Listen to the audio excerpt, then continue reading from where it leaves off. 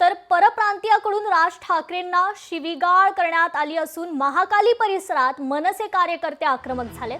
परप्रांतीय तरुण सुजित दुबेच्या दुकानाची तोडफोड केली गेली आहे। अनधिकृत वॉशिंग सेंटरची ही तोडफोड करण्यात आली आहे।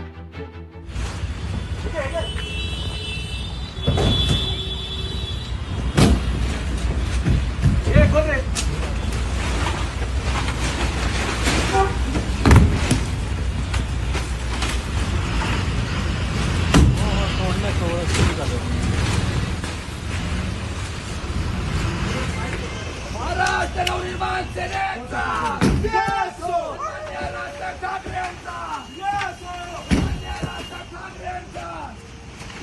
महाराष्ट्र नवनिर्माण सेने